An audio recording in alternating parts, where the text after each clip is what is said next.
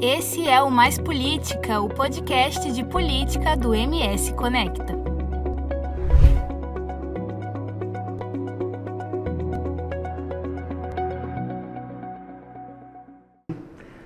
Olá, sejam bem-vindos. Eu sou Verusca Donato.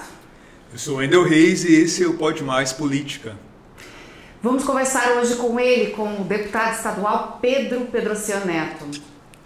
Nosso convidado é formado em Economia pela PUC, mestre em Economia, já foi secretário da CEPROTUR, adjunto no caso do Governo do Estado, e secretário de Finanças aqui em Campo Grande. Neste momento é deputado estadual, está no primeiro mandato. Então, seja bem-vindo. Obrigado, Verusca. Obrigado, Wendel. Prazer estar aqui com vocês. O Mais Política é um oferecimento de Parque Office, seu sucesso é o nosso sucesso. Todeskine é a marca do coração da sua casa. E Magitech, o tempo todo cuidando do seu tempo. Faculdade Instead, você no centro. Boibras, excelência em todos os pontos. E Brandfield, agência criativa.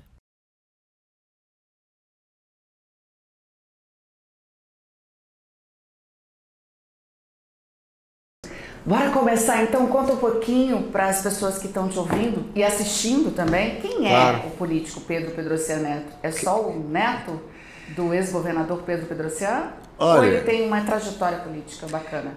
Quem nasce com um nome como eu nasci, Pedro Pedrocian Neto, que aqui para o nosso estado representa muito, acho que desde pequeno luta muito para ter uma identidade própria, para ter uma trajetória que ele possa chamar de sua, um CPF próprio, com ideias próprias, para você, até para uma questão de identidade.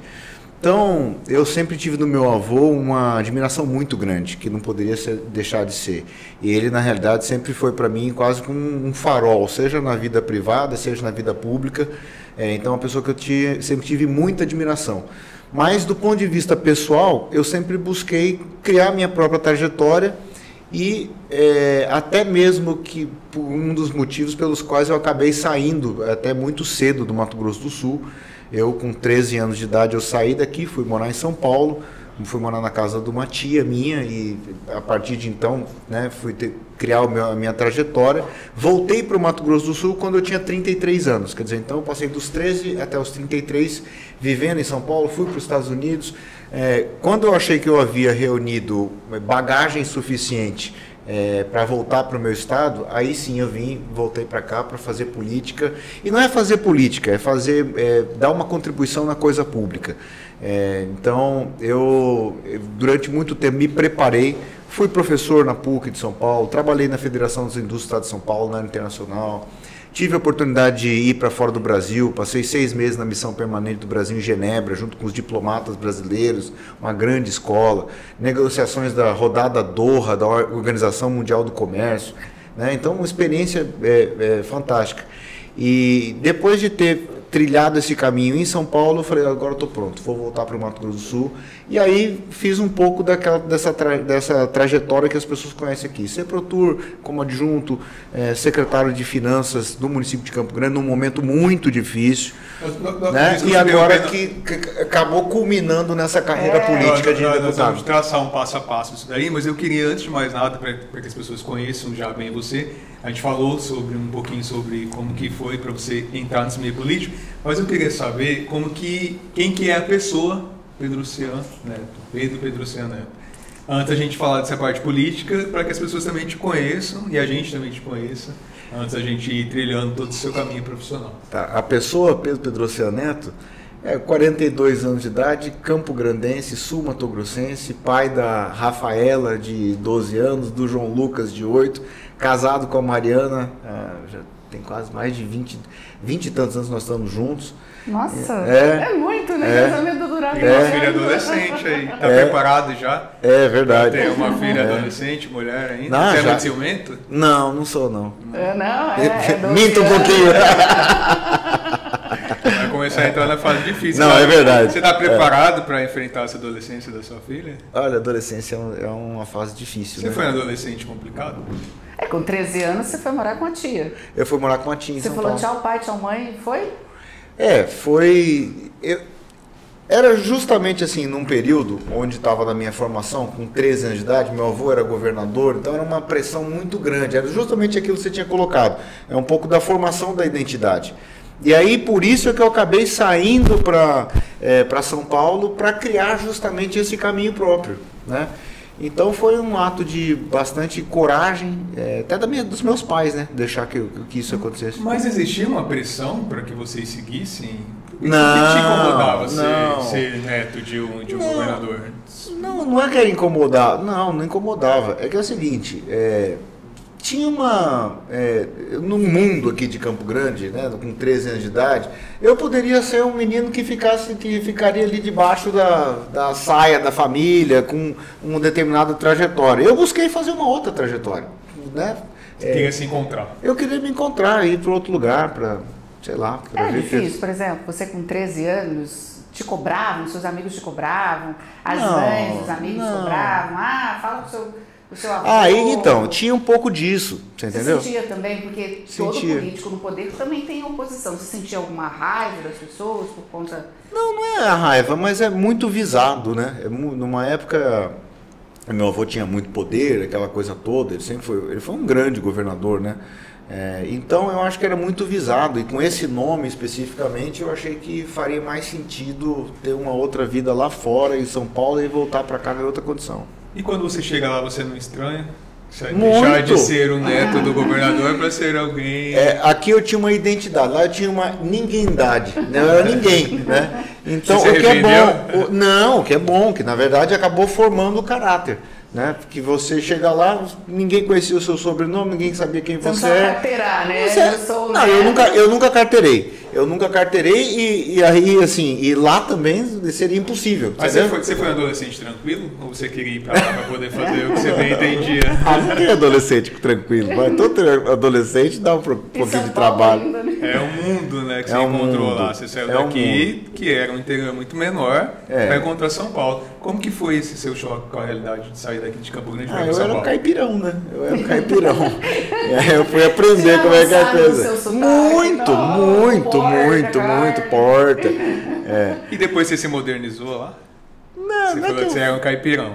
Aí você chega lá e foi dando um verniz, né? Tentando dar um verniz de São Paulo. Mas não, eu sempre mantive a mesma essência. Sua esposa é daqui? É daqui. Quando você mudou lá para São Paulo, você já a conhecia? Já a conhecia. E ela mudou também para fazer faculdade lá. Que bacana, uma história bonita, né? E aí a gente começou a namorar, ela tinha 17 anos, eu tinha 18 e pouquinho, então até hoje junto. Aí eu fui para São Paulo, fiz PUC, passei na faculdade lá, ela também fez faculdade.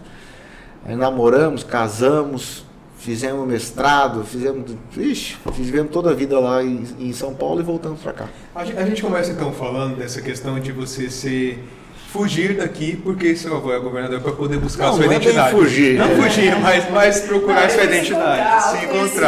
Se encontrar. Então, você já entendia nessa idade o que era política? E a política te dava aversão ou a política te fazia querer ser político?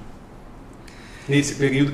E aí que eu queria saber quando que desperta em você esse interesse de ser político, se desperta. E como que é isso? Assim, você foi para lá porque você gostava de política ou porque a política já tinha enchido um pouco a paciência? Eu acho que eu sentia essa ambivalência de um lado, né? Um lado a aversão um pouco da exposição excessiva da política e de uma outra, uma inclinação por aquilo, né? Então, eu me lembro da eleição de 1988, que eu sou de 81, eu tinha 7 anos de idade. Eu vivi aquela eleição. Eu sabia de tudo, sabia das musiquinhas. Com quantos anos? Eu tinha 7 você lembra uma musiquinha? Eu lembro todas as musiquinhas. Não vou cantar musiquinha nenhuma. Não do meu avô, eu estou falando da eleição de presidente da República. De 89. Não, a eleição foi 89 e 90 começou o negócio. Então eu tinha 8 anos. Mas eu vivi aquilo, quer dizer, um menino de 8 anos, eu vivi aquela eleição. Né? Sabe aquela do Afif, Domingos? Juntos chegaremos lá. Fé do Brasil. Então, assim, eu vivi isso tudo. Então, é uma coisa incomum, não é uma coisa que você ensina. Então, é uma coisa que você desperta para aquilo, né? Então, eu sempre tive isso, sempre tive vontade de fazer alguma coisa. Mas você gostava de política? Gostava. Mas quando é que virou a chave? Vou voltar para Campo Grande e vou me candidatar a política? Não, mas não tinha esse plano. Porque você usa o sobrenome do seu avô. É o meu sobrenome. Meu nome político é Pedrocian Neto. Pedro Pedrocian Neto. Meu nome político eu só uso Pedrocian Neto. Mas tem outro sobrenome aí nesse meio? Não, eu só sou Pedro Pedrocian Neto. Pedro Pedrocian Neto. Não tinha nem como fugir da sua, praticamente te sentenciaram a continuar o trabalho do seu avô. Mas não necessariamente. Tem muitos que estão aí que vão para outra coisa, né? Para outro lado. Mas... Por que você escolheu economia? Muita influência do meu pai. Muita influência do meu pai. Eu saía... Aí quando eu tinha 12, 13 anos, eu ia para a fazenda com ele. Ele ia dirigindo e eu ia acompanhando e a gente ia falando no caminho inteiro. Falava sobre economia, ele falava sobre a fazenda, que os projetos estavam fazendo, por que o Brasil era atrasado, por que o Brasil não ia para frente.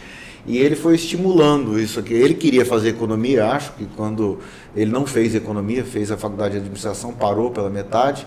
E acho que ele queria ser economista e acabou me estimulando nessas conversas, essa coisa toda. E eu fui me envolvendo desde muito cedo nessas questões. Entendeu? Então, quando eu cheguei no momento de vestibular, foi logo de cara, economia, não tive dúvida. Você saiu de São Paulo para vir ser político em Campo Grande ou teve outra coisa que te Não, moveu? eu não vim para ser político, assim. Eu vim porque... Você trabalhou na Fiesp também. Eu trabalhei na Fiesp. A gente puxava esse assunto. Eu trabalhei na Aonde Fiesp. você entra na E Fiesp? bem numa época em que se falava muito de política, porque você trabalhou no finalzinho do Horácio Laffer Piva. Isso, eu peguei o último ano do Horácio. Eu peguei meses do Horácio. Ele respirava política. O Horácio ele era o empresário que estava na presidência. E agora o político mesmo era o Paulo Scaff. Era o Paulo Scaff, ele claramente. Peguei aquele furacão do começo. Praticamente do gabinete, né? Ele ficava no 5º andar, eu ficava no 4º andar, por exemplo. Eu trabalhava no departamento internacional, Relações Internacionais e Comércio Exterior. Baita de um aprendizado, mas muito grande, muito grande. Porque você chega lá e tem uma realidade que não existe aqui no nosso estado. Então eu tive a oportunidade de ir para fora do Brasil, que eu estava mencionando para vocês. Eu trabalhava na área de negociações internacionais, que acompanhava todos os acordos internacionais de livre comércio que o Brasil estava na ocasião. Você tinha o Acordo de Livre Comércio das Américas, da ALCA, tinha a negociação do Mercosul com a União Europeia, tinha a negociação do Mercosul com a Comunidade Andina, tinha negociações mais amplas da Organização Mundial do Comércio, onde o Brasil era entre centenas de países, nós tínhamos montado o G20. Então, todo o esforço da diplomacia era, salvo engano, era segundo governo Lula. Então, o Brasil com muito destaque naquela ocasião. E essa área de negociações internacionais me permitiu ter um contato com o Itamaraty. E aí eu fiquei impressionado o que era o Itamaraty. O Ministério das Relações Exteriores, de longe, o Ministério onde você tem uma preparação do corpo técnico, assim, desde o cara que entrou no Rio Branco, ele se qualificou. E aí eu tive contato com esses diplomatas. Tive a oportunidade de ir para fora do Brasil, fiquei um tempão lá em Genebra, acompanhando as negociações. Então fui ver o que era esse mundo. Então acho que São Paulo permitiu, na posição da Fiesp, ter uma visão internacional. Olhar o Brasil visto de fora, e depois, sabendo do Brasil, pensar quem é o Mato Grosso do Sul. Isso que é a pergunta e volta a nossa pergunta. E por que você, podendo pular de São Paulo para o mundo, vamos dizer assim, você resolve voltar para Mato Grosso do Sul? Aí é a política. Então foi a política que a paixão pela política sempre foi. Você vinha aqui para poder continuar, para ser político como seu avô. Nessa época seu avô ainda era o governador e já tinha se afastado? Não, eu voltei para cá em 2012. Então ele já estava fora. O último mandato dele foi no ano de 1994. A família não tinha nesse período mais ninguém. Não tinha ninguém. Nós estávamos totalmente fora. Então, quando eu fui reconstruir esse caminho para ter um mandato eletivo, eu fiz praticamente do zero, né? Porque nós não tínhamos ligação, mandato, ligação com partidos, nem nada. Então eu fui construindo toda essa trajetória como um técnico, primeiro na Seprotura, era o governo André, depois como um técnico. Foi político e técnico? É sempre político e técnico, né? É sempre político e técnico. Então, quem me permitiu em 2014 que tivesse chegado no governo André foi a Tereza Cristina, na ocasião. Ela estava saindo da Seprotur. Ela te amadrinhou, né? Me amadrinhou naquele momento. Eu tinha um contato com ela a partir de São Paulo, não era por conta da família, é por conta do relacionamento que a gente tinha com pessoas lá em São Paulo. E aí eu cheguei para cá e falei, Tereza, eu vim me apresentar aqui, estou aqui, tal. Ela falou, de repente pode ter uma oportunidade para você. Eu vou sair, vou ser candidato a deputado federal e vai surgir alguma oportunidade para você lá. E aí o adjunto dela, que era o Paulo Engel, virou o titular da Seprotur e eu virei o adjunto do Paulo Engel. E é ela que me permitiu essa aproximação. Então eu entrei como um técnico, depois eu fui convidado pelo Marquinhos para ser secretário de Finanças e Planejamento. Então também entrei como um técnico, não foi uma escolha como político. Talvez um pouco do sobrenome possa ter pesado. Daí é ele que tem que analisar, mas eu entrei como um técnico, como um economista. Mas como foi? Da onde que surgiu o Marquinhos nesse convite para você trabalhar com ele? Eu comecei a trabalhar com ele na pré-campanha dele em 2016. Ele precisava de dados econômicos de Campo Grande e eu comecei a fazer um grande PowerPoint para ele. Era um PowerPoint que contava o que era Campo Grande, dados de saúde de Campo Grande, o que é dados de educação de Campo Grande, ciência social. E foi reunido. Aí ele montou um grupo que ia montar o programa de governo. Nós juntamos com essas pessoas, eu comecei a voluntariar e na campanha ele acabava repetindo as coisas que ele estava falando aí. Quando ele se elegeu, ele me chamou para compor a equipe de transição. Nesse momento você já não estava mais secretário? Quando ele te não estava, já fazia mais de ano. E nesse período você fez o quê? Eu fiz consultoria. Mas só voltando lá, quando você estava na secretaria, como é que foi essa sua passagem? Porque eu me lembro que nas eleições muito se falou sobre deixar o caixa da prefeitura esculhambado, quer dizer, o caixa estava com problema, deixou a prefeitura falida.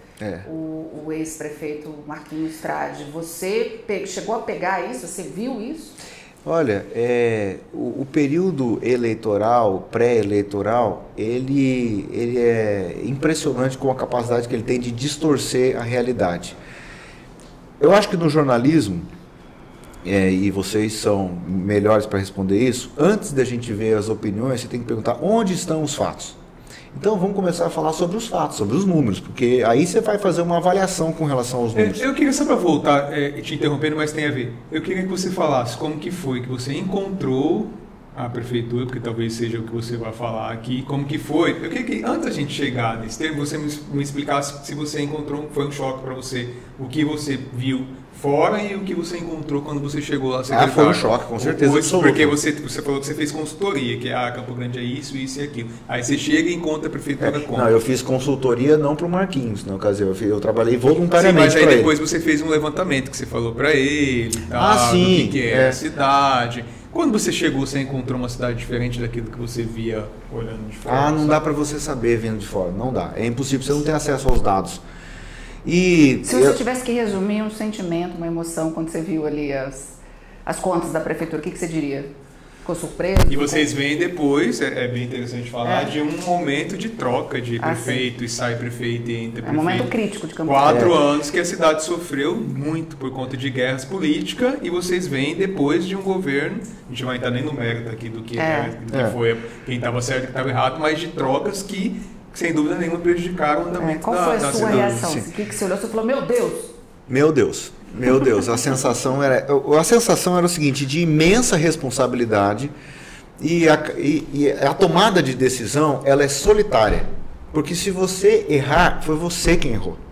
Então eu sabia da imensa responsabilidade que nós tínhamos naquele final de 2016, começo de 2017. Eu assumi, era dia 2 de janeiro de 2017, era uma segunda-feira, e era impressionante o cenário de terra arrasada. E nós não tínhamos o pagamento do 13º dos servidores, nós não tínhamos a folha de dezembro, que vencia em janeiro, não estava provisionada, o governo entrou com folhas atrasadas, os hospitais há 6 meses sem pagar medicamentos, sem pagar aquelas equipes de tapa-buraco, cidade com milhares de buracos. Nós estamos com um pouquinho de problema de buraco aqui também. É verdade. Nunca vai resolver. Não, Campo Grande tem problema do pavimento que é antigo, mas nós estávamos com uma situação muito grave. Então, assim, esse era o quadro lá em 2017. E aí, quando chegou o IPTU, que o Campo Grande tem essa característica, entra o IPTU, faz um caixa muito grande e esse caixa vai diminuindo ao longo do tempo. Ao invés de nós juntarmos aquele dinheiro para reservar para o 13º, para fazer poupança, eu usei para pagar a conta antiga, né, porque não tinha o que fazer. E aí, então, chegou no meio do ano, acabou o dinheiro da prefeitura. Eu não tinha dinheiro. Não tinha. Acaba o FPM também. Ele vai acabando. No meio do ano você tem uma sazonalidade, você tem uma receita mais baixa. Então, 2017 é um ano muito, mas muito difícil. 2018 também muito difícil. 2019 não tivemos tranquilidade. Aí, 2020, 2021 e 2022, por incrível que pareça, nós tivemos uma melhora por conta da pandemia. Recebeu-se muito dinheiro de fora, do governo federal, recursos do Fundo a Fundo, recursos da saúde. Teve umas regras que proibiram reajuste de servidor, então deu uma folga para o orçamento. Teve inflação, aumentou a receita, porque o ISS cresce. Então, enfim. Aí, Pedro, mas como é que você deixou o caixa da prefeitura, para resumir? Então vamos aos fatos que eu tinha te falado. No dia 2 de abril de 2022, eu deixei 892 milhões de reais em caixa. Nossa. Você viu esse número em algum lugar? Não. Pois é, sabe quantas vezes? Mas sabe quantas vezes eu falei sobre isso? Eu falo nas rádios pelo menos aí umas 2, 3 vezes por semana. Em todas as rádios eu falei que nós deixamos 892 milhões de reais. Nunca se deu uma linha sobre isso. Mas esse dinheiro é um dinheiro que estava livre ou é um dinheiro claro que nem tinha a sua mas não tem destinação? dinheiro livre na prefeitura e nenhum órgão público. Ah, Pedro, nem tudo dá para você usar, realmente. Mas não... o que aconteceu então? Que faz com que as pessoas digam que a prefeitura está quebrada? Não, primeiro problema. Qual que é o problema? Quem interessava dizer isso por aí? Bom, primeiro, dos 892 milhões de reais, era tudo dinheiro livre? Não, não era tudo dinheiro livre. Tem tudo dinheiro carimbado. O que tinha de dinheiro livre na prefeitura? 400 milhões de reais em recursos do Tesouro. Para que serve esse dinheiro?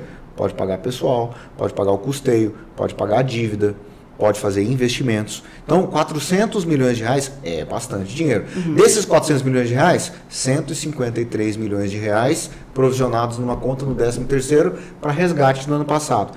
Durante um tempo, no ano passado, que é o período eleitoral, a prefeitura não tem o 13º, vai deixar de pagar os servidores. Você não ouviu isso muito? Sim, sim. Pois não pagou o 13º? Pagou porque nós deixamos provisionado. Ah, mas e na saúde? Quanto vocês deixaram? Deixamos mais de 100 milhões de reais na conta única da saúde. E na educação? Mais de 60 milhões do Fundeb. E na assistência social? 30 e tantos milhões. E na COSIP? 70 milhões de reais. Então, dinheiro, é lógico que o dinheiro tem destinação e nunca vai sobrar. A primeira regra de economia é o seguinte: o orçamento é finito e as necessidades humanas são infinitas. E nós temos uma cidade de 1 milhão de habitantes, quase, que é uma cidade que tem inúmeros problemas. Então o orçamento nunca vai ser suficiente. O que a gente precisa? Precisa ter gestão. Mas, deputado, eu queria perguntar uma coisa para o senhor. O senhor disse que tinha o dinheiro e que esse dinheiro no caixa é suficiente para fazer outras coisas. O principal problema hoje da prefeitura seria a questão do reajuste, que não tem margem para os servidores, porque a prefeitura ficou na gestão do Marquinhos também e foi beneficiada pela pandemia sem dar reajuste. Até porque verdade. Uma lei federal que não conseguiu. Esse é o maior problema hoje, porque eu vejo que a principal crise ali na prefeitura é não ter esse dinheiro, pelo menos alegar não ter, para pagar professor, para pagar enfermeiro, para poder pagar a guarda, se eu estou esquecendo de mais alguém, mas o próprio reajuste anual. Correto. É uma questão de um problema, é o principal problema hoje das finanças da prefeitura, e isso eu acompanhei, porque cobria aqui a Verusca, nem estava aqui, mas eu estava.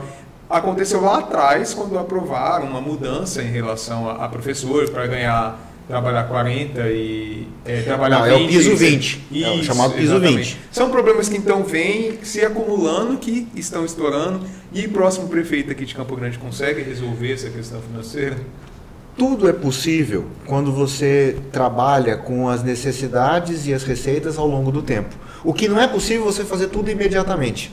Mas se você for olhar ao longo do tempo, é possível resolver as coisas. Você pega, por exemplo, o que aconteceu no governo do estado. Nós vamos ter o chamado piso 20. O que é o piso 20 do professor? É você pagar para o piso nacional, que é para 40 horas, para quem faz 20 horas. Esse é o piso 20. Nunca vai chegar com relação a isso. O governo do estado está chegando. Então, Mas para chegar a isso, reduziu o salário de quem é contratado, que é a maioria. Ou seja, está chegando, mas nem tanto. Tá, não é tem uma problema, conta, não é uma conta problemas. tão simples assim. É verdade, não tem problema. Tem problemas, tá? Mas o que eu quero dizer, os objetivos de política pública são possíveis desde que a gente tenha crescimento econômico, desde que a gente tenha crescimento da receita, desde que a gente possa fazer um orçamento realista de acordo com a conjuntura daquele momento. Nós temos que dançar conforme a música. Então, é possível fazer uma série de coisas em Campo Grande desde que se respeite o momento que nós estamos vivendo do orçamento. Então, para responder quais são os principais problemas. Nós temos sim um aumento da despesa com o pessoal, mas está acima do limite máximo que é permitido. O que é isso? A lei de responsabilidade fiscal, ela diz que não se pode gastar mais do que 54% da receita corrente líquida com o pessoal. Então, se você arrecada 100 milhões de reais, não pode gastar mais do que 54 milhões de reais com o pessoal. É os 54%. Hoje, Campo Grande está acima. Mas, Pedro, o que vocês fizeram? Vocês aumentaram a despesa do pessoal? Vocês contrataram muita gente? Não. O que aconteceu? Teve uma mudança, e pode parecer uma tecnicalidade, mas teve uma repercussão grande. E como entrou a campanha eleitoral, aí a coisa ficou difícil de você fazer a coisa, porque não interessava as pessoas entenderem a explicação. Que eu digo, as pessoas, alguns partidos políticos. Os adversários. Então, mas é sempre. Esse natural, é o debate natural. É do jogo político. É quem compra a história dos adversários sem olhar mas o o que aconteceu? Nós tínhamos uma regra de contabilização pelo regime de caixa e mudou-se para o regime de competência. O que é isso? Regime de caixa é assim: a folha de janeiro você apura em janeiro e paga em fevereiro. Nós contabilizávamos na data do pagamento, fevereiro. Fevereiro você apura em fevereiro e pagava em março. A gente contabilizava em março. Como se fosse uma compra no cartão de crédito, para ser bem simplista. Então, para que as pessoas que não são economistas consigam. Tá, mas eu estou tentando colocar. Então é o seguinte: você estava sempre contabilizando a data do pagamento, que ocorria no mês diferente da apuração. A nova lei falou assim: não, janeiro em janeiro, fevereiro em fevereiro, março em março. Quando você faz isso, nos 12 primeiros meses, quando você faz essa mudança, você coloca uma folha a mais dentro da contabilidade. Então, nós que estávamos lá no limite razoável de endividamento, quando você coloca uma folha a mais, dá 1/12, dá 8% a mais, estourou o valor. Quem não conhece isso, fala, lá, aumentou os gastos de pessoal com aumento de comissionado. Mas foi só para Campo Grande que mudou essa regra? Não, foi uma regra nacional, só que nem todos tinham essa forma de contabilização. Mas essa é a forma que existia há muito tempo, não foi vocês que criaram essa forma? Não, a gente sempre fez como ela sempre foi. dificuldade de se adequar. E aí, quando foi feita essa adequação, atingiu-se um determinado patamar e quem não conhece a realidade acha que a coisa estava aumentada. Só para terminar esse último tema, as pessoas falam que Campo Grande está endividada, não é verdade? Vou dar um dado que ninguém nunca te contou. Campo Grande é a terceira capital com menor endividamento entre todas as capitais do Brasil. Você sabia disso? Não. O nosso endividamento em relação à receita corrente líquida é de 19% de comprometimento. É baixíssimo o endividamento de longo prazo de Campo Grande. Ou seja, Campo Grande tem capacidade de financiamento e de investimento. Você saiu da secretaria, mas a secretaria não saiu de você, né? Mas o que acontece, o que me incomoda é você ver, por exemplo, tem alguns sites, jornais noticiosos de grande circulação que têm repetido isso. Impressionante a distorção que é feita da realidade.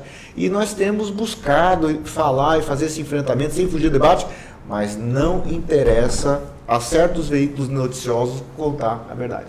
Eu quero lembrar que a gente está gravando esse podcast, pessoal, nos altos da Avenida Afonso Pena, aqui no Parque Office, só para lembrar para vocês, tá? E que a gente tem uma imagem belíssima daqui de cima, do 7º andar, onde a gente está gravando esse Pode Mais Política. Deputado, o senhor está falando em relação à capacidade que a prefeitura tem de investir. Mas o principal problema hoje, pelo que a gente está vendo, é a questão do reajuste dos servidores. Sim, é verdade. Porque isso vai atingir a lei de responsabilidade fiscal. Não pode hoje. Como resolver essa situação e quando vai conseguir? Por quê? Porque os servidores não querem esperar. Não querem esperar. São quantos servidores? 20 mil servidores que são aqui? Não, no total são 28 mil servidores. Que vão querer fazer greve, que vão querer... Mas seja, esse é o principal problema, porque além disso, eu acho que também as obras aqui sempre foram tocadas muito com recursos também do governo de terceiros, do do governo federal. Não foi a prefeitura, não tem essa autonomia de tocar sozinha uma obra.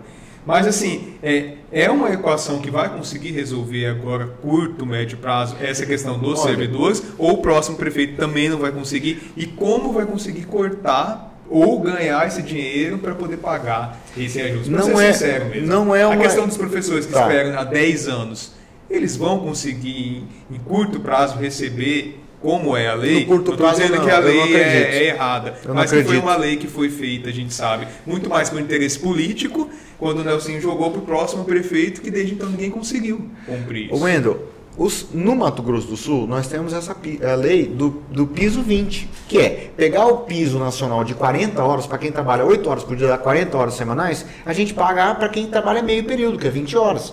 É uma decisão que o Mato Grosso do Sul fez, o estado do Mato Grosso do Sul fez e que Campo Grande fez. Só que nós não conseguimos ainda dobrar o piso nacional. Por isso que às vezes no debate da imprensa fala assim, Campo Grande não está pagando o piso. Não é verdade. Campo Grande não está conseguindo pagar o piso dobrado, tá? Mas o piso nacional paga-se com folga.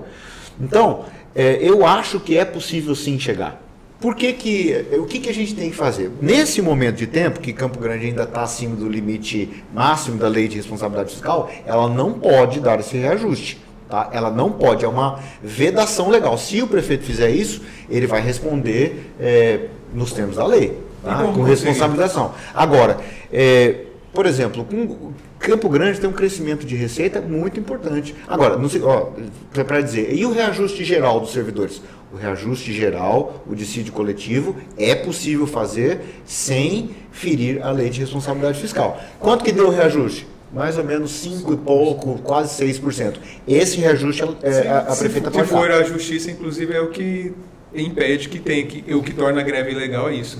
O que não pode dar, o reajuste geral pode ser dado. O que não pode ser dado é um reajuste para categorias específicas. É a minha leitura sobre a lei de responsabilidade fiscal. Conversando com o economista Pedro Pedrociano Neto, por que Campo Grande não consegue praticamente se auto-sustentar? Porque ela está sempre dependendo de verbas federais e das verbas do governo do estado. O que acontece? Porque tem muita cidade por aí, que também tem 1 milhão de habitantes, que consegue. Claro que a gente não vai comparar com São Paulo, nem com o Rio, mas tem muitas cidades do tamanho e do porte de Campo Grande que conseguem. Mas vamos falar novamente de números e de fatos? Contaram para você que Campo Grande tinha déficit, né? E eu vou te falar que é mentira. Por quê? Porque nós publicamos no ano de 2021, foi o último balanço que nós publicamos, com um superávit de 277 milhões de reais. A obra tem que ter um empenho federal, um empenho estadual. Mas porque Campo Grande não consegue tirar do papel com recursos próprios. Não, porque, bom, primeiro, a maioria das obras, você pega a obra do governo do estado, as obras de todas as prefeituras, tem financiamento da Caixa. Tá? A Caixa é o grande financiador do poder público. O que está colocado? Nas obras de financiamento, você tem que dar contrapartida de recursos próprios. Uma parte que vem de recursos do Tesouro Municipal e outra você pode fazer eventualmente com convênios. O que Campo Grande fez? Quando nós assumimos lá junto com o Marquinhos em 2017, nós não tínhamos dinheiro nem para pagar a folha. Então, nós chamamos uma parceria com o governo do estado, na ocasião era o governador Reinaldo, para que ele fizesse um convênio com Campo Grande e desse o dinheiro para as contrapartidas, tá certo? Então isso foi feito e por isso que se destravou uma quantidade muito grande de obras. Foram feitos mais de R$1 bilhão em obras em 5 anos, porque o desembolso foi em todos os anos superior a 200, 250 milhões de reais em obras com recursos de terceiros, com financiamentos. Hoje ninguém faz praticamente uma obra inteiramente com recursos próprios. Isso não é um caso específico de Campo Grande? Não, isso é geral, essa é a forma. Então, essa às vezes é uma narrativa de que Campo Grande dá prejuízo, que Campo Grande não consegue fechar as contas. Eu entreguei Campo Grande com 892 milhões de reais de caixa. Eu deixei Campo Grande com o terceiro menor endividamento entre todas as capitais. Eu deixei Campo Grande com um superávit de 277 milhões de reais. Eu não deixei com prejuízo. É comissionado o problema da finança? A primeira coisa que as pessoas criticam é isso. Não consegue pagar porque coloca um monte de comissionado. Não. O comissionado. Muita gente não entende que até o próprio concursado é comissionado às vezes. Quando tem às vezes é. Na minha avaliação, o comissionado tem excesso? Eu acho que às vezes tem excesso. Né? Não dá para você colocar a mão no fogo e falar que não tem problema. Eu acho que tem. tá? Aqui e ali, e todos os governos de alguma forma têm, que você tem que fazer gestão, tem que cobrar. Quanto que representava o comissionado no total da folha da prefeitura? Nunca mais do que 3, 4% do valor total da folha. Não resolveria a vida nem se demitisse todos. Em termos para poder, por exemplo, pagar os professores, não seria isso que pagaria? Não resolve, não resolve. Porque você pega, por exemplo, a folha dos professores, salvo engano, é algo em torno de 60 e tantos milhões, quando eu me recordo, tá? Por mês. Então você coloca aí 1%, você vai dar 600 mil reais por mês a mais. 1%. Está se falando agora de um reajuste de 14%, que eu pelo menos vi na imprensa. Então você faz a conta. Então, os reajustes do funcionalismo impactam de maneira muito significativa as finanças. Muito mesmo. Vamos falar da Assembleia? Vamos falar. Eu queria antes de chegar na Assembleia, para a gente seguir mais ou menos uma... Como que foi para você chegar à campanha? Porque você sai daqui e foge de política, de repente você deixa a prefeitura e cai numa campanha. Passou um filme na sua cabeça e volta esse Pedro lá? De quando fugiu e eu fui fazendo a migração. Essa virada de chave também, você estava explicando. Foi virando. Ao longo do tempo, assim, eu fui buscando uma trajetória que, consciente ou inconscientemente, eu fui me aproximando da política. Seja pela formação de economista, seja trabalhar na Fiesp, que não era bem setor privado, mas também não era setor público, ser professor de economia, fazer mestrado em economia política, voltar para o Estado, ir para governo, não ir para o setor privado. Então, quando foi chegando, é uma conclusão de um trabalho. Eu passei 5 anos e 3 meses na prefeitura de Campo Grande. Lutei muito. De ser político. Mas eu não entrei com a visão de dizer, assim, é lógico que eu sempre quis, mas nunca foi uma coisa assim clara que eu ia fazer. Você chegou a ser contado para ser vice do Marquinhos. É verdade, na reeleição dele, sim. O que aconteceu?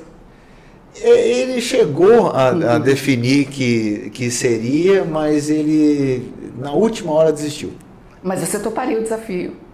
Em 2020 eu toparia. Toparia. E a Prefeitura de Campo Grande? Já estou pulando, mas a Prefeitura de Campo Grande ano que vem? Tem muitos competidores fortes aí, né? Você é pré-candidato? Não sou candidato. Eu acho assim, Wendel, a gente tem que chegar primeiro e fazer um trabalho na Assembleia Legislativa, Agora né? a gente precisa falar que ele está rindo porque a gente fez essa pergunta antes, né? E ele falou, não, nem sonha. Eu falei, tá, mas todo político sonha. Não, é lógico assim. No máximo. Quem disputa o campeonato, você quer chegar à seleção um dia. É lógico, isso é natural. Agora, tudo na vida tem um momento, tem tempo para tudo na vida. Você tem que fazer as coisas com maturidade, com responsabilidade. Eu, antes de ser secretário de Finanças, fui secretário adjunto de desenvolvimento. Antes de ser secretário adjunto, eu tinha trabalhado na área internacional da Fiesp. Eu tinha sido professor, eu me preparei para cada um dos pontos. Então, eu acabei de chegar na Assembleia Legislativa. Eu estou com 3 meses. Estou gostando de trabalhar. Então, consolida um trabalho. Consolidou esse trabalho, um dia vai ser permitido. Agora, eu acho que seria muito prematuro a gente fazer isso. Eu nem pontuo em pesquisa, como é que vai falar em ser candidato. Se o João Dória tivesse te escutado, talvez ele estaria lá no governo. Vai de cada um dos...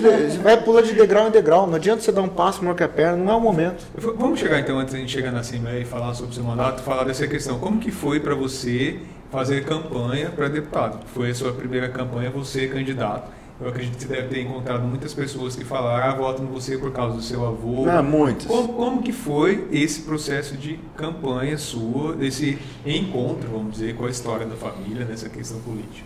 Foi uma oportunidade para resgatar um pouco da história da família, do meu avô. Muita gente chegava e falava, não estou votando em você, estou votando no que eu gosto do seu avô. Muita. Você eu ainda não conhece. Você ainda não conhece, vou te dar um crédito. Muita gente. E assim, numa eleição você está na busca, na captura do voto, você precisa se eleger. Então, mas eu tinha também um trabalho das pessoas que tinham conhecido o meu trabalho aqui em Campo Grande, que me deixava feliz. Falava, poxa, esse voto é meu, eu conquistei esse cara, né? Ele sabe que eu fiz um trabalho aqui por Campo Grande. Então, eu busquei sempre mostrar as coisas que o Pedrociano Neto tinha feito. Lógico, eu sempre tenho orgulho do nome do meu avô, mas numa eleição as pessoas querem saber o que você vai fazer, o que você pensa do Estado, como é que você vê as soluções para os problemas do Brasil. Então, sempre foram essas minhas motivações. E o que você sentiu quando você foi eleito? Outra responsabilidade muito grande, uma euforia. Em relação a trazer o nome da família também de volta. teve muito isso, né? Tem essa questão da família, da tradição. A sua avó era viva ainda, acho que ela ficou bastante emocionada de ver. Ficou. Eu lembro que ela disse numa entrevista que ela via muito o seu avô em você. Eu acho que pro pessoal mais antigo foi muito esse resgate, assim, sabe, da família. Mas para mim, eu sempre olhei mais para frente do que para trás nesse aspecto, sabe? Eu sabia que ia ser uma grande responsabilidade, que a cobrança ia ser muito grande para cima desse mandato. E eu estou buscando trabalhar, eu estou buscando entrar em todos os grandes temas, tudo que for tema importante eu estou entrando de cabeça, tentando fazer um mandato propositivo, um mandato que vai contribuir, e não só fazer politicagem, entendeu? Ficar na lacração, aquela coisa toda, tentar fazer um mandato que sirva para alguma coisa para as pessoas. Antes da sua avó falecer, ela teve uma conversa com você, acho que foi no dia até, parece que ela ficou internada, onde ela dizia que não era, você disse pelo menos isso, para você brigar no ninguém, para você ter inimigo. É uma coisa que... Falou, a coisa mais incrível do mundo. História? Conta pra gente, pra quem não ouviu. É raro, durante a semana, eu ir almoçar na casa da minha irmã. Devo ter almoçado uma vez no ano, assim, no máximo. Não tinha nada. E se não me engano, era uma quarta-feira. Ela falou, Pedro, vem aqui, vem almoçar em casa. Eu fui almoçar. Aí cheguei lá, estava minha avó lá. Então é totalmente totalmente fora do que seria o normal. Ou não, né? Então, pois é. E aí ela fez um churrasco, a vovó tomou cerveja, conversou, estava super bem, super bem. E ela conversou um monte, né? Eu tinha acabado de ser eleito e tal. Deu um monte de dica. Falou, meu neto, você não pode brigar na política. Você não pode brigar, você tem que sempre... você nunca pode se afastar muito, que você não pode se aproximar, e nem se aproximar muito, porque você não pode se distanciar. Foi o que ela me falou. E aí, por incrível que essa coisa do destino, terminou esse almoço, passou umas 3, 4 horas, no final da tarde ela teve um infarto.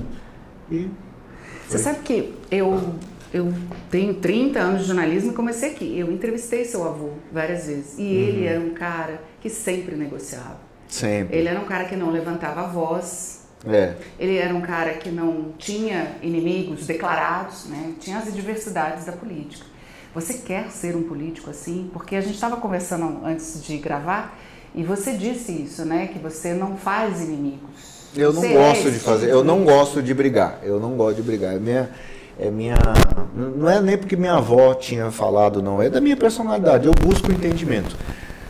Eu acho que você tem que, principalmente num país como nós estamos aqui, com um ambiente muito polarizado, eu acho que a gente tem que buscar um caminho do meio, tem que buscar um entendimento, porque tem muita coisa que a gente concorda, mais do que às vezes que a gente discorda.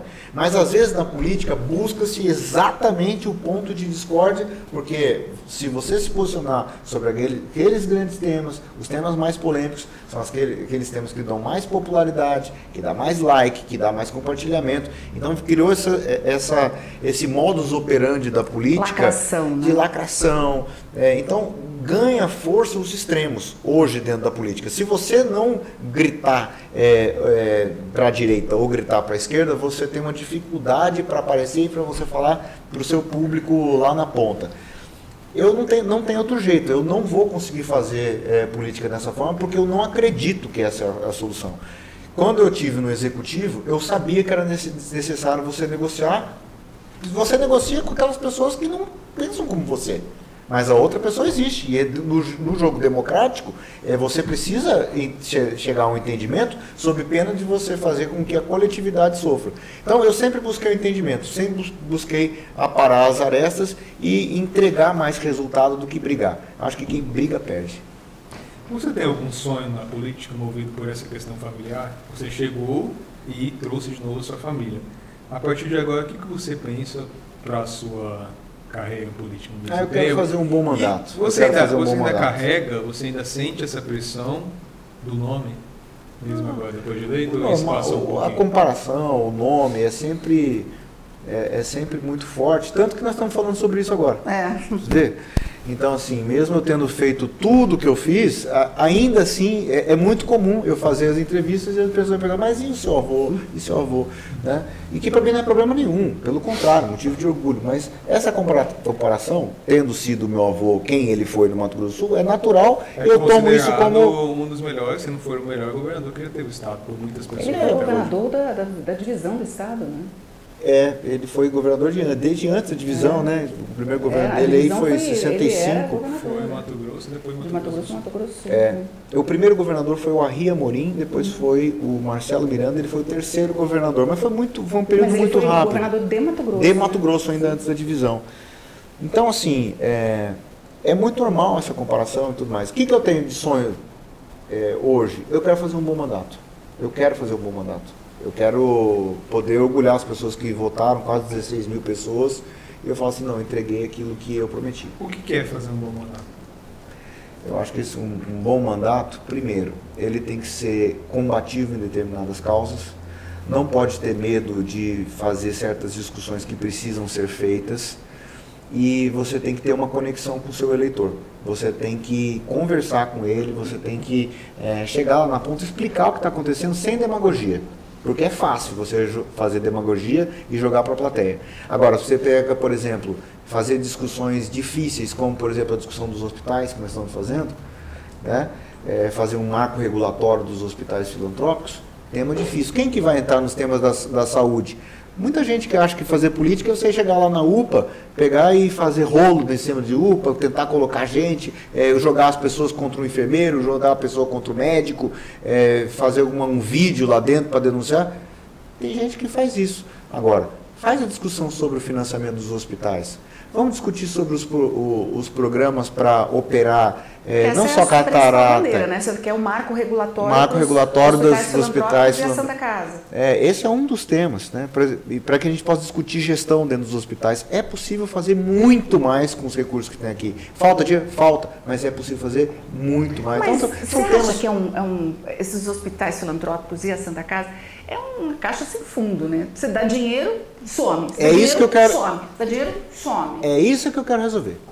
Porque ficou fácil dizer o seguinte, não vou ajudar a Santa Casa porque a Santa Casa é uma caixa preta, caixa sem fundo, então se eu dou dinheiro, coloco dinheiro e lá some, logo não tem solução, eu não vou ajudar e fica assim, os governos não ajudam porque a Santa Casa não tem gestão e a Santa Casa fica desse jeito, não resolve o problema da saúde.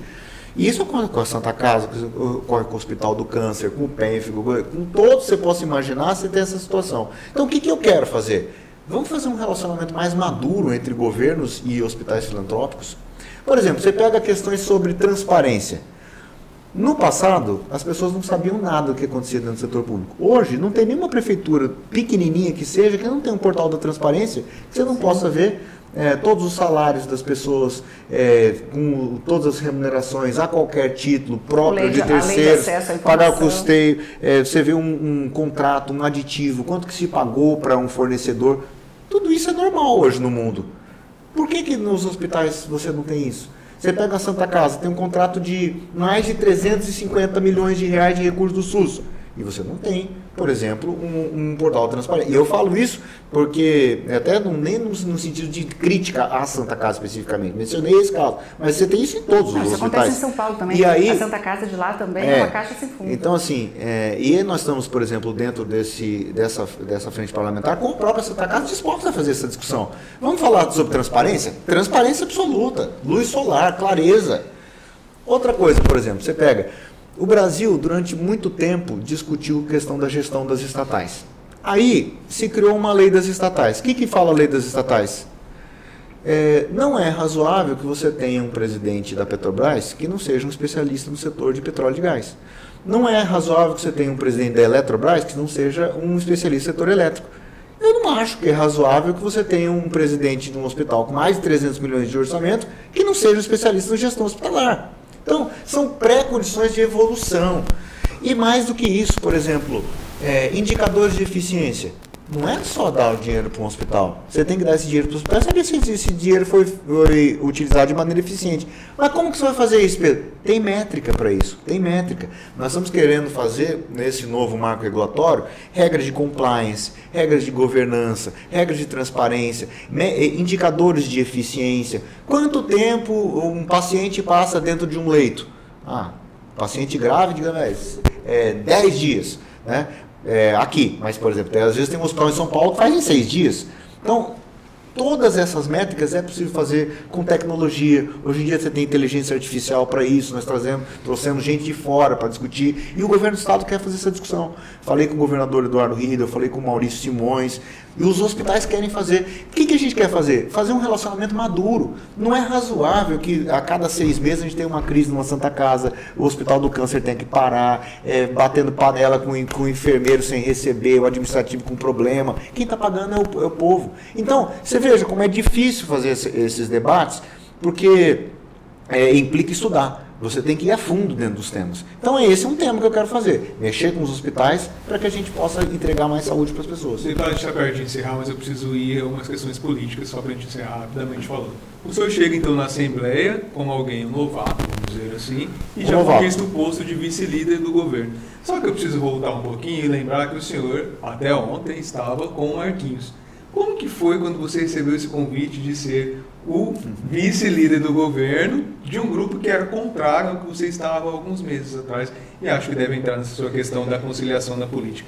Você pesou isso daí, você parou, pensou, falou, opa, o que vão pensar? Que meu eleitor vai pensar a meu respeito sobre isso. É um pouco da orientação, da inclinação pessoal. Eu sempre fui da conciliação, eu acho que quem briga perde. E o meu eleitor não queria que eu entrasse brigando, queria que eu brigasse por causas, não ficasse brigando com pessoas. Então, mesmo que eu tivesse vindo de uma situação eleitoral que naquele momento conjuntural era antagônica, isso não significaria que eu teria que ser oposição. Até mesmo porque, até antes da eleição, os dois grupos se davam muitíssimo bem, você se lembra bem. Aí veio o período eleitoral, que são um período de dança das cadeiras, de disputa objetiva por cargos, e esses dois grupos políticos vieram a brigar. Agora, eu não via essa necessidade de, num mandato, manter essa linha. E até mesmo porque durante a campanha eu não mantive esse clima de disputa. Eu discuti o Mato Grosso do Sul. Eu fui lá visitar os 79 municípios e fui conhecer o Mato Grosso do Sul. Você não se sente traidor? Não, de jeito nenhum. De jeito nenhum. Primeiro porque... chegou pra isso? Nunca. Nunca ninguém? Não, nunca. Primeiro que... Nem mesmo o Marquinhos? Não, eu sou amigo do Marquinhos. Eu tenho gratidão ao Marquinhos. O cara que me deu a oportunidade de ser secretário de Finanças, um menino que tinha 36 anos de idade e foi ser secretário de Finanças. Sou grato a ele. Me dediquei para o mandato dele, me dediquei para o Campo Grande, cumpri a minha missão. Na campanha, trabalhei junto com ele, entrei junto com a campanha dele. Agora, não teve êxito no projeto dele. Agora, isso não significa que, primeiro, que eu estaria brigado com ele, pelo contrário, somos amigos. E com o governador Eduardo Riedel, uma baita de uma identificação com uma das pessoas assim que tem mais a ver até com o nosso perfil, alguém que foi técnico e que depois chegou na política. Então, quando ele me convidou para ser vice-líder, eu fiquei muito feliz, porque eu falei, olha, uma oportunidade da gente reescrever essa história. Para encerrar, o PSD hoje está praticamente morto aqui no estado. Não que está morto, você fala, vamos brigar comigo, não. mas... Tá praticamente, você fala, está morto. Sim, já quase. Dos 8 vereadores, 4, 5 aqui já ameaçam sair, porque o partido perdeu o mandato. A gente tem o senador Nelson, que ainda continua um pouco afastado, que é o presidente estadual. Eu estou sabendo que ele já até conversa para trocar de partido. Isso você está falando. E o senhor está no partido, no PSD. Algumas pessoas chegaram até a dizer que o senhor seria uma ótima pessoa para ser presidente. Você espera que isso seja resolvido, porque a eleição é no próximo ano e a gente sabe que muita coisa da eleição lá para a sua reeleição vai passar por esse próximo ano. Certeza. Acho que o partido está atrasado. Olha, eu me elegi pelo PSD. Eu acho que o PSD é um bom partido, é um partido de centro, é um partido que nacionalmente tem uma relevância. Nós temos 42 deputados federais, nós temos 15 senadores, que é a maior bancada no Senado, é do PSD. é um partido que tem visibilidade nacional, que no Mato Grosso do Sul precisa ser reconstruído. Nisso eu concordo com você. O que nós precisamos fazer? Nós precisamos oxigenar o partido. E nós temos conversado com o Nelsinho com relação a isso. Ele é o nosso presidente. E a ideia é que a gente possa lançar candidatos nas principais cidades, ou candidato a majoritária, ou ter um vice, ou ter candidatos a vereador, mas fazer com que a gente possa oxigenar esse partido. Porque os outros partidos já começaram. Os outros partidos, Então, assim, é uma discussão que eu quero fazer com que o PSD possa se fortalecer. As pessoas que queiram ficar dentro do PSD vão ser muito bem-vindas, continuar aqui somando junto conosco. Agora, a vontade pessoal, você não pode mandar na vontade das pessoas, né? Às vezes mudou a conjuntura, a pessoa se sente melhor em outro grupo. O que vão fazer? São coisas da vida. Nós não podemos fazer do PSD uma gaiola de ouro e impedir que as pessoas queiram seguir a sua trajetória, né? Mas agora poderíamos deixar, aqueles que queiram ficar no PSD vão ser muito bem-vindos. Acho que terminamos, né? A gente conversou então, gente, hoje no Pode Mais Política, eu e o Wendel Reis, com o deputado estadual Pedro Pedrocian Neto. Muito obrigada. Deputado, nós agradecemos e fica aí para esse encerramento. Não sei que o senhor quer falar sobre o seu mandato, sobre o que o senhor espera daqui para frente, fazer um balancinho aí do que está sendo ser deputado. Estou muito feliz. Eu estou muito feliz. Estou tentando fazer um mandato propositivo, um mandato que vai comprar brigas que precisam ser compradas, sem perder um perfil de conciliação, que é o meu perfil.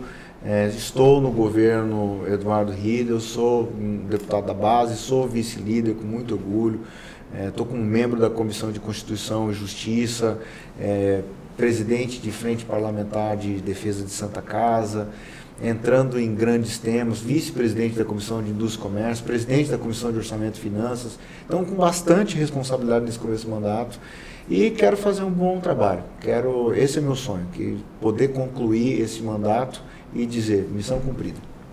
A gente agradece mais uma vez ao Parque Office, que cedeu esse espaço aqui para a gente poder fazer o podcast, que fica nos altos da Avenida Afonso Pena. Acho que a gente consegue encerrar esse podcast aqui em grande estilo, né, com imagens da Avenida Afonso Pena, dessa cidade maravilhosa que é Campo Grande. Obrigado a todos vocês que nos acompanharam agora e continuem com a gente, porque a gente vai trazer mais pessoas para discutir política, tudo aquilo que muda a vida sua, que muda a vida do Estado. Exatamente. Né? A gente vai discutir aqui. Isso aqui é o Pode Mais Política.